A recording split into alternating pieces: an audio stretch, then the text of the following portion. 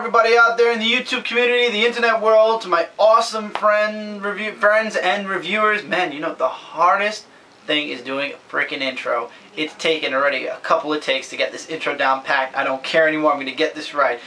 To all my good friends out there, reviewers and viewer-wise, you guys are awesome. Anyway, welcome to episode 2 of Comic Corner. Now, I know I did mention I was going to do Batman Noel next in my Comic Corner reviews. Unfortunately, this week has been a huge, heavy week at work, so I've not had enough time to read the entire book. I have read most of it, though. I have to finish the book, gather my thoughts, and by probably this time next week, I'll have another Comic Corner with Batman Noel on it. I will say this, though. It's not a book for those of you Batman fans. Even you holiday fans, it's not a book you want to pass up. And that's all I'm going to say at the moment. I'm pretty much enjoying the book, but I don't want to give too many spoilers away or how I feel about the book just yet. Got to finish it, got to gather my thoughts. So, I decided to pick a book this week. Comic Corner, by the way, is not going to be a weekly thing. I've just decided my comics didn't come today, probably because the box that I got is a little bit bigger, and when that happens, USPS takes an extra day to ship it. It'll probably be here tomorrow morning. But anyway, I decided to review an older book. This book has been around for many, many years. For those of you huge DC comic fans, you know you have this in your library. And everybody's been talking about, and I thought this book would actually be perfect for this episode, because everybody's now talking about DC's New 52, even though they're not new anymore, by the way, people. We are in issues 3 now of most of the books. Yeah, it was new, the first and second issues. Third issue, not so new anymore. Everybody's talking about how DC Comics relaunched their universe, and it's been in the news, it's been comic book buzz, conventions have been talking about it, but you guys gotta realize, this wasn't the first time DC Comics pulled that. The first time DC Comics pulled that, we got Crisis on Infinite Earths. And this is a collection of the full miniseries in trade paperback form. A little lower. Oh, and by the way, Mike is holding the camera. Thank you, Mike. I completely forgot to mention that. Sorry. This event is the first event and the first time DC Comics relaunched their universe. I'll actually read the back right here. Crisis on Infinite Earths. Worlds lived, worlds died, and the DC Universe was never the same. Sound familiar? Let's continue. In 1985, DC Comics dramatically altered comic original universe with Crisis on Infinite Earths. Starting to sound familiar. A 12-issue series that rocked the comic community, tragically doomed some of DC's most beloved characters and drastically altering others. An unforgettable and defining event in comic history, Crisis was originally, arguably, the first company-wide crossover to make good on its promise of lasting change.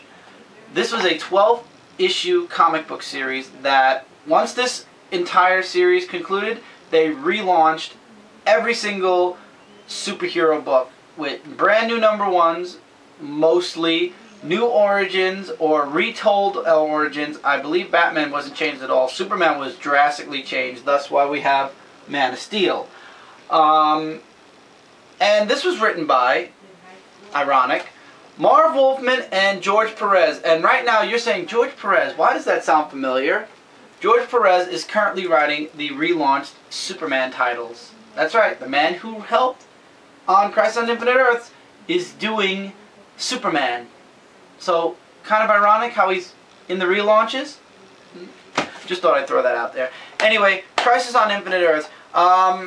It was a 12-issue series that, once again, dramatically changed the DC comic universe. It was DC Comics' first relaunch, or event that would cause a relaunch. It introduced a wide variety of new superheroes. Blue Beetle, Kid Flash becoming The Flash because of the death of Barry Allen. The Earth 2 Superman and Superboy both originated here. Alexander Luthor, who was later in the Infinite Crisis, which took place in the 2000s, all originated from here. Worlds were dying.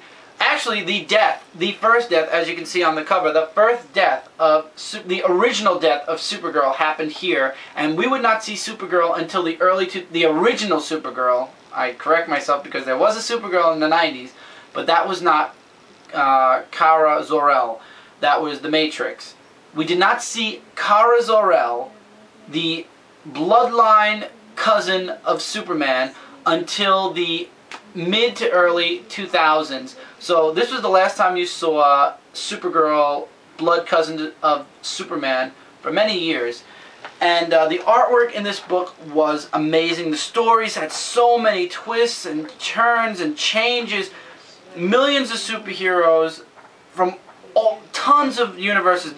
This was where the original 52 universes, where the whole 52 Earths on in the DC universe originated, where they mentioned the DC universe having 52 alternate realities. Realities crossed over, heroes crossed over, and as they said, nothing was the same. And I'm trying to find, it was page 52, I remember marking that in my mind. For those of you people who are wondering, it hit me when I was reading through this again. For those of you who know the new Superman movie's coming out and the S is different, not really so different. I actually noticed that Earth 2 Superman, this panel right here, check out that S and tell me if it doesn't look a bit familiar. Gee, doesn't that kind of look like up? Okay, up more. Hit just a little bit more. Okay. Doesn't that S kind of look familiar? Kind of like the S from the Superman movie? So just thought I'd throw that in there. The S was used before, so technically it does have some background to it. Maybe the Superman movie is an alternate Earth Superman. I highly doubt it, but something to talk about. It was a great read. I got this book back when I was collecting solely Superman, and I decided that because I love the Man of Steel series by John I can't pronounce his name for the life of me.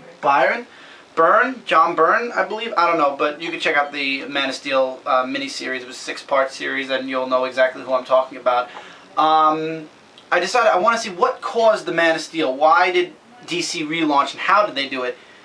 This compilation of 12 books, this book was marked at $29.95. I got this book for, I believe, at the time on Amazon, I paid $15, maybe less. You probably can find it on Amazon for less money, and what a good read it was. I'm sorry, but this book, even though it does relaunch, I mean, it drastically changed a whole lot in the DCU, and it's amazing, actually, now that I think about it. Superman was drastically changed after Crisis on Infinite Earths 2.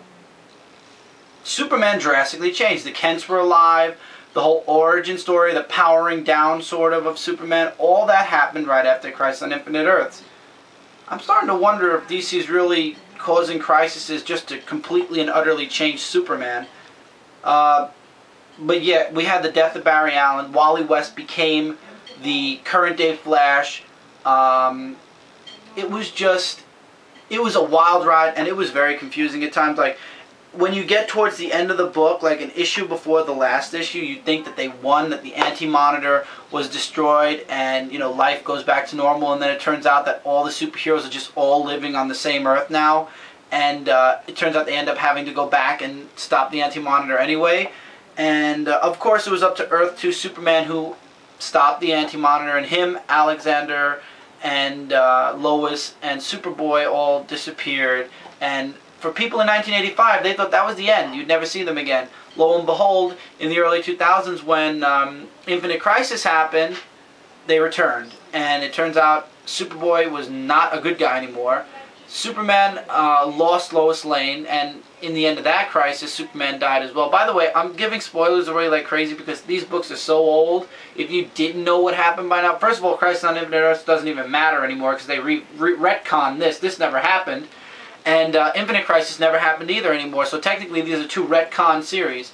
But basically, this was just a very good read. The artwork from start to finish was amazing. This picture on this page was made into a poster. I had the poster. I have no idea where I put it. But this page was actually made into a poster, and I had it. I have no idea where I put it. But I do have this poster somewhere. I'm still trying to get the cover poster. The cover on this book was painted and drawn by Alex Ross, by the way. It was just really, really good. I enjoyed it immensely. I've read it many, many times. Just to see it, like, no matter what the heroes did, they were losing.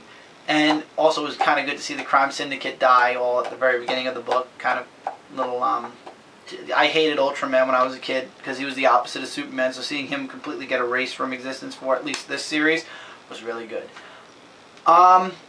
If you're a DC comic fan, or if you really want to go back and see the very, very first ever relaunch, this is your book.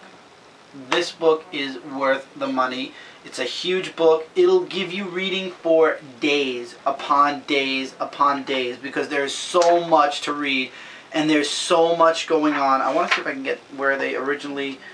The first comic was where they... what do you call it? They summoned... It was called The Summoning, and basically that was getting all the superheroes from all the different universes together.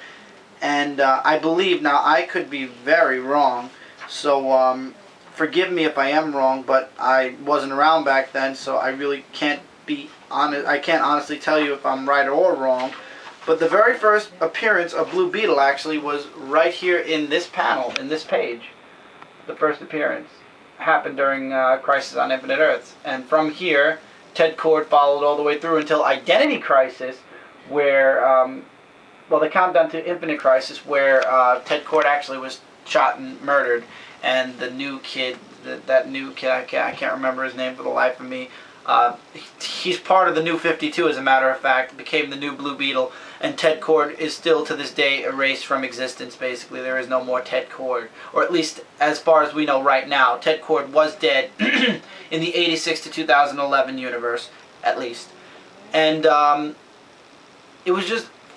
I can't really say too much about, like, bad. There was really nothing bad about it. The only bad thing I'd say about it was the fact that at some points in the book, you're going to be it got, for a young reader especially, it was confusing. And it's like, okay, what's going on? Why all of a sudden are they being attacked? It makes no sense. And then the whole Supergirl death kind of was like, wow, also. But there were certain parts of this book that you have to actually do a double take and go like, hey, what? If you're a young reader, if you're an older, more veteran reader, like I read this book now and I understand everything that's going on perfectly. There are books that tied into this in the regular universe. There are references actually in this book to those books. I don't own them, and I'm pretty sure that it would give this story a more in-depth. I would get a more in-depth look at what was going on in the individual books while Infinite Crisis was going on. But unfortunately, not Infinite Crisis, Crisis on Infinite Earths, but I never ended up getting the books. I have a few of the Superman ones, which were pretty good, but really I didn't go all out and get like the Flash ones or anything like that. I just stuck basically to what they gave me in this book. It was a 12-issue series, for crying out loud. Come on. So this is what led into the 1986 relaunch, and what a relaunch it was. The DC Universe was completely retconned. Completely updated, so to speak. All the 1930s through to 1985, all that stuff was basically taken and redone. Heroes basically were coming into being heroes at an earlier age. A lot of the superheroes actually were made younger again and were brought up to speed with the time. In the 1980s, the heroes were more 80s oriented. They weren't like doing like the typewriters, like the old-fashioned typewriters. They were doing the regular, like the Daily Planet, for instance, was a more modern Daily Planet. Like right now, the Daily Planet in this horrible abomination that I'm not going to get into, Superman, is now up to date with the way the Daily Planet would be if it was operating to this day at this moment. But unlike here, when DC did their Flashpoint, they combined Wildstorm with DC. Crisis on Infinite Earths did not combine nor divide any superheroes into different comic book franchises. It was just a way to relaunch every single superhero they had already, create new ones, and just start the world over again and maybe get people interested in buying again. And a lot of people were interested, and then they killed Superman and people got reinterested yet again in the early 90s, and many different events followed the death of Superman. Batman got paralyzed, Batgirl became paralyzed permanent and became the Oracle. Just so many different things happened in the what used to be the modern DCU, now the past DCU, that this laid the foundation for the way the DC Universe was up until this past September when they relaunched it yet again, and basically this book now never happened, this event never happened, this relaunch never happened. DC Comics completely erased everything that happened from that point all the way through to 2011 and restarted everything. The only reason I feel this book is still very pivotal to DC Comic fans is because this was, I don't want to say a relaunch done the right way, but this was a good way to update all the comic books into the current time of the 1986. Mind you, yes, they drastically changed Superman, but they didn't do it. First of all, Superman never got married in the 1980s, 70s, 60s, 50s, 40s, or 30s. So technically, they didn't have to worry about retconning Superman's life, which they didn't really. The only thing they did was add his parents back into his life, which they killed in the early 2000s again anyway, except the mother. They killed the father pretty early on in the series. And it really didn't even retcon any of the events that happened in the 1980s, 70s, or 50s or 40s, because everything basically happened just... Well, first of all, there weren't that many big events in those years also, so I think this relaunch was more... You had more to work out. When they did the Flashpoint, they had a lot of big events from their past, so this was easy to do because there were no really big events that happened in the DC Universe pre-1980s. Post-1980s, a lot of shit happened, and that's why Flashpoint really, they had to make sure when they retconned something that they retconned it so that it made sense. And I'll be honest with you, the death of Superman makes no sense anymore. How did Superman die if Superboy is just now coming into the DCU years after Superman died? And how did Superman die if he's younger now?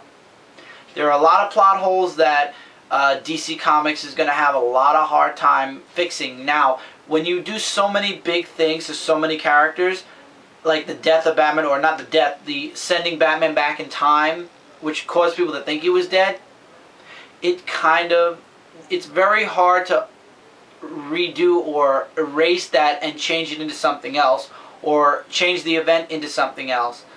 DC really... with the retcon, at least, in my opinion, DC did an okay job. Not a great job. There will be plot holes in Superman and a couple other superheroes for many, many years to come.